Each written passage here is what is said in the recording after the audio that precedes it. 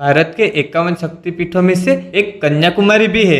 माना जाता है कि यहाँ सती की रीढ़ की हड्डी गिरी थी। मंदिर पुरातन है और इसके इतिहास का उल्लेख कई प्राचीन ग्रंथों में भी मिलता है। देवी कन्याकुमारी की मूर्ति की स्थापना भगवान परशुराम ने की थी। मंदिर का स्थापत्य लगभग 3000 वर्ष पुराना है, परंतु इतिहास के अनुसार वर्तमान मंदिर 8वीं शताब्दी में पांड्या सम्राटों ने बनवाया था। चोला, चेरी, वेनाड और नायक राजवंशों के शासन के दौरान समय समय पर इसका पुनर्निर्माण हुआ। कन्याकुमारी मंदिर की वास्तुकला द्रविड़ शैली की है, जिसमें काले पत्थर के खंभों पर गूढ़ और पेचीदा नक्काशी है। मंदिर में कई गुंबज है, जिनमें गणेश जी, सूर्यदेव, अयप्पा स्वामी, काल भैरव, विजय सुंदरी और बाला सुंदरी आदि देवी देवताओं की मूर्तियां है। मंदिर परिसर में मूल गंगा तीर्थक नामक कुआं है, जहां से देवी के अभिषेक का जल लाया जाता है। मूलत मंदिर का मुख्य द्वार पूर्व की ओर है, जो किसी समय में खुलता रहता था, परंतु अब प्रवेश उत्तरी द्वार से किया जाता है। पूर्व द्वार वर्ष में केवल 5 बार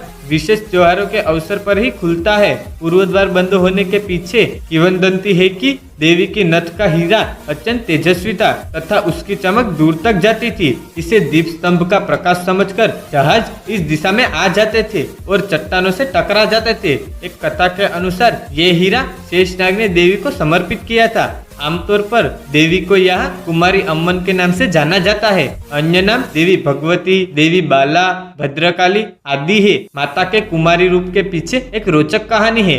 बाणासुर नाम के राक्षस ने घोर तपस्या कर ब्रह्मा को प्रसन्न करके अमृतत्व का वर मांगा, पर भगवान ने कहा अमृतत्व तो नहीं मिल सकता, कुछ और मांगो।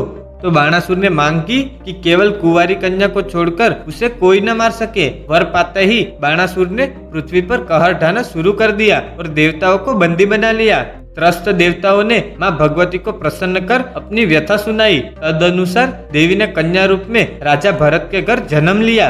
राजा के 8 पुत्र थे तथा एक ही कन्या थी, जिसका नाम कुमारी था। जब राजा भरत ने अपना राज्य सब बच्चों में बराबर बांटा, तब दक्षिण का राज्य उनकी बेटी कुमारी के हिस्से में आया। पार्वती का रूप होने के कारण सहज ही था कि देवी के मन में शिव को पति रूप में पाने की चाह उठी। उसने तपस्या की और भोलेनाथ शादी को मान गए। उनका विवाह ब्रह्म मुहूर्त अर्थात सुबह होने से पहले का था। शिवजी कैलाश से रात को बारात लेकर चल पड़े और इधर देवता घबरा गए कि यदि विवाह संपन्न हुआ तो बाणासुर का वध असंभव होगा।